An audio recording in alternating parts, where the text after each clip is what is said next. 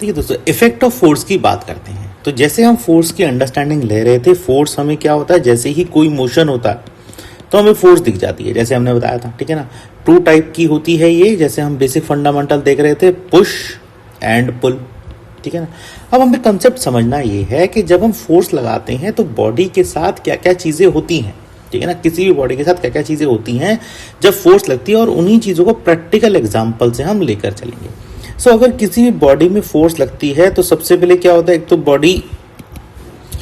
Body move करती है, body stop भी कर सकती है, ठीक है। चलती हुई बॉडी, आपने उसमें फोर्स लगा दी, बॉडी स्टॉप हो गई, ठीक है।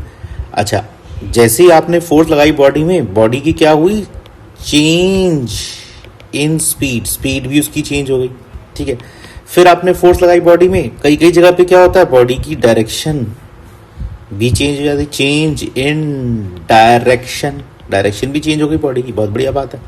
उसके बाद कई जगह आपने फोर्स लगाई तो बॉडी की चेंज इन शेप, शेप भी चेंज हो जाएगी और साइज भी शेप चेंज हो जाएगा बॉडी का, कई कई जगह ऐसे भी देखने को मिलता है। सो ये बेसिक फंडामेंटल्स हैं, जहां पर जब हम फोर्स लगती है किसी भी बॉडी पर तो क्या क्या चीजें उसमें हमें देखने को मिलती हैं, ठीक है ना। उन्हीं का एक प्रैक्टिकल एग्जांपल, एक ओवरव्यू ले लेते हैं। सबसे पहले चलते हैं, जैसे ही फोर्स लगेगी तो बॉडी किस तरह मूव करना शुरू करेगा, इसी का हम एग्जांपल अगर लें तो ये देखिए दोस्तों, ये बंदा है, इसने फुटबॉल को किक मारी, ठीक है ना, किक मारी इसने फुटबॉल को, और क्या हुआ, फुटबॉल जो है इतनी दूर चली गई, ठीक है। तो इसने क्या किया, पुश किया और एक तरह से फोर्स लगाई बॉडी पे, ठीक है। सो जैसे ही फोर्स लगेगी तो बॉडी देखिए मूव करनी शुरू करती है, जैसे मैंने बताया था, ठीक है ना। फोर्स लगी, बॉडी को किक लगी और बॉडी मूव करनी शुरू कर दी। यहाँ बॉडी क्या है, यहाँ बॉडी है बॉल, ठीक है ना, इस तरह से। सो किक के हिसाब से हम देख सकते हैं, पुश लगते ही बॉडी मूवमेंट में आ गई। एक प्रैक्टिकल एग्जांपल ये है मूव का। आगे चलते हैं, जब आप फोर्स लगाएंगे तो बॉडी स्टॉप भी हो जाती है। फॉर एग्जांपल, अच्छा देखिए, गाड़ी है, यहाँ पर गाड़ी बड़ी तेजी से यहाँ से चली हुई आ रही थी और इस टाइम क्या हुआ, इस पे यहाँ पर एक पुश लगा, ब्रेक्स का पुश लगा है कि यहाँ से इंटरनली एक फोर्स लगी जिसने इसको स्टॉप कर दिया।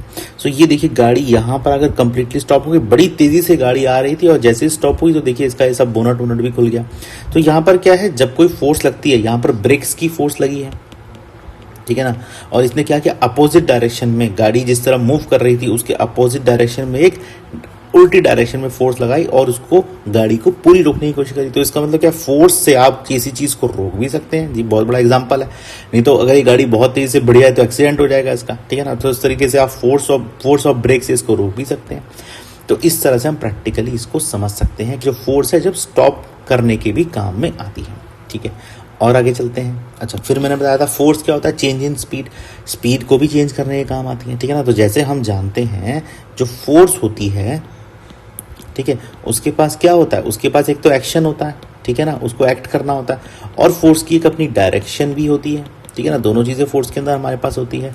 सो जब आप किसी भी ऑब्जेक्ट पे लेट सपोज कोई भी फोर्स अप्लाई करते हैं तो उसका क्या होता है, उसका मूवमेंट शुरू होता है। तो कई कई केसेस में क्या होता है, अगर आप उसको, जैसे हमने देखा था प्रैक्टिकल एग्जांपल से, पुश करते हैं बॉडी को और पुल करते हैं बॉडी को।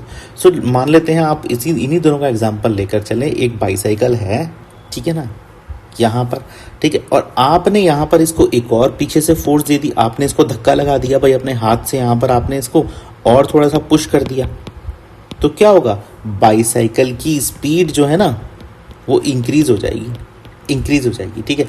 अगर आप इसी को पुल कर दें, मान लेते हैं बाइसाइकिल वाला ऐसे जा रहा है और पीछे से आपने यहाँ से क्या किया जी, नहीं इसको पुल कर दिया, इसकी बाइसाइकिल को ना पीछे से पकड़ लिया आपने और बोला नहीं भाई तू आगे नहीं जाएगा, तो ये क्या होगा, एकदम से रुक जाएगा, यहाँ पर आकर ना ये रुक जाएगा, इसकी स्पीड ना यहाँ पर क्या होगी, डिक्रीज हो जाएगी, ठीक है ना। सो जैसे ही इस एग्जाम्पल में हमने देखा, कोई भी बॉडी मूवमेंट में है तो अगर आप उसको पुश कर रहे हैं तो उसकी स्पीड चेंज हो जाएगी, इंक्रीज हो जाएगी।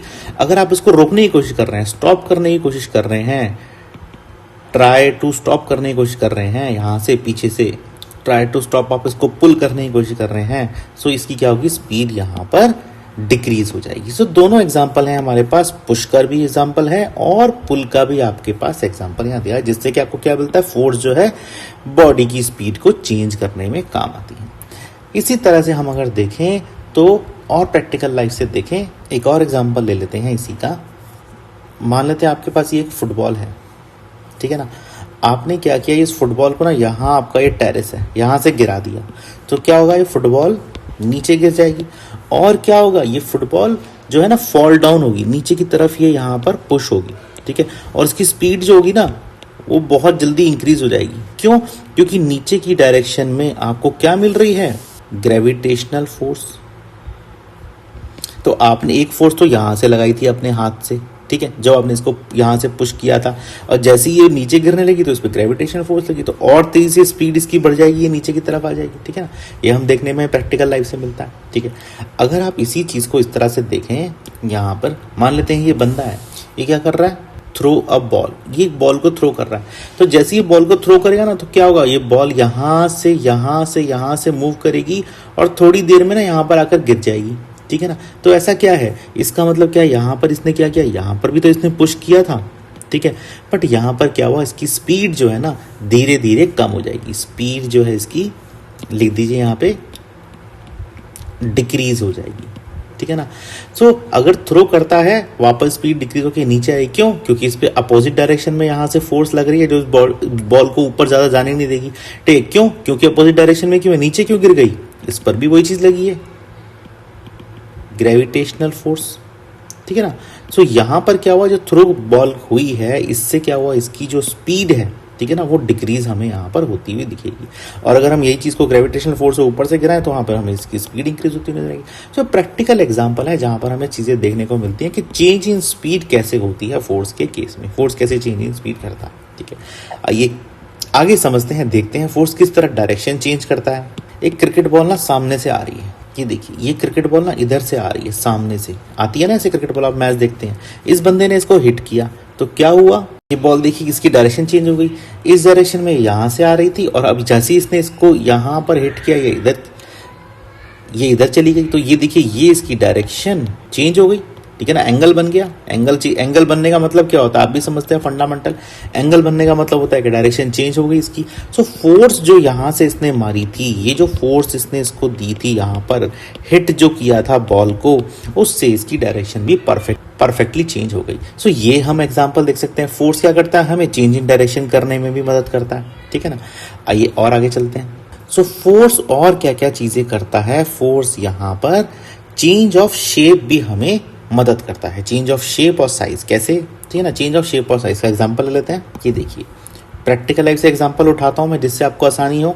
यहाँ पर मैं स्प्रिंग उठा लेता हूँ, ठीक है ना। स्प्रिंग की एक बेसिक शेप होती है, बट जैसे ही आप यहाँ से अपने हाथ से इसको ऐसे पुश करेंगे ना, तो क्या होगी, स्प्रिंग ऐसे जिग जैग में चली जाएगी, यहाँ आएगी फिर वापस जाएगी, फिर आएगी फिर वापस जाएगी। तो क्या हो रहा है यहाँ पर पुश और पुल हो रहा है, और इस पुश और पुल से मिल क्या रहा है आपको यहाँ पर गौर करेंगे ना, तो स्प्रिंग अपनी क्या कर रही है, शेप को और साइज को चेंज कर रही है, ठीक है ना। सो ये हुआ कैसे, जब आपने ऊपर से यहाँ से फोर्स मारी ना अपनी उंगली से, जैसे आपने इसको यहाँ से पुश किया था, शुरू में तो आपने पुश ही किया था, फिर बाद में ऑटोमेटिकली ये पुश पुल होने लगी, आपने अपना हाथ हटा लिया, तो स्प्रिंग जो है वो अपनी शेप और साइज चेंज करती चली जाएगी। तो फोर्स हमें ये भी मदद करता है कि हम किस तरह से अपनी जो शेप और साइज है ऑब्जेक्ट की, उसको चेंज कर सकते हैं।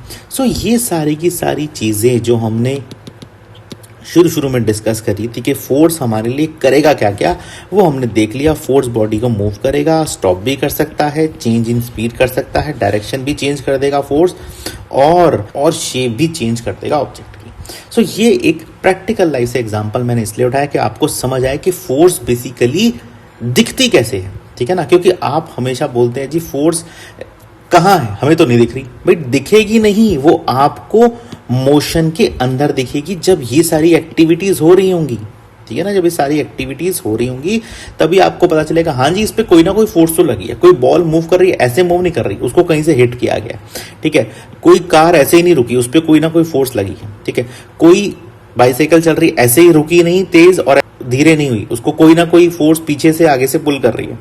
ऐसे ही यहाँ पर अगर हम देखें चेंज इन स्पीड हो रही है, ठीक है। बॉल को आप ऊपर से फेंक रहे हैं और थ्रो कर रहे हैं, थ्रो वाली बॉल धीरे धीरे अपने आप नीचे गिर जाएगी, थोड़ी देर बाद उसकी स्पीड कम हो जाएगी, तो चेंज इन स्पीड भी करती है। डायरेक्शन, हिट करी बॉल को, क्रिकेट वाले ने क्रिकेटर ने बॉल को हिट किया तो डायरेक्शन चेंज हो जाएगी, फोर्स चेंज भी करती है डायरेक्शन, और शेप तो चेंज करती ही है, ठीक है, जो हमने प्रैक्टिकल लाइफ से एक स्प्रिंग के एग्जाम्पल से उठाया। इस तरह से हम इस कंसेप्ट की अंडरस्टैंडिंग ले लेते हैं। आइए दोस्तों और जानते हैं प्रैक्टिकल, और जानते हैं क्या क्या चीज़ें हमें मोशन और फोर्स में देखने को मिलती हैं। तो अब हम फोर्स के टाइप समझेंगे, कितने टाइप के फोर्स हमारे पास होते हैं उसको हम नेक्स्ट टॉपिक में लेकर जाएंगे। आइए दोस्तों।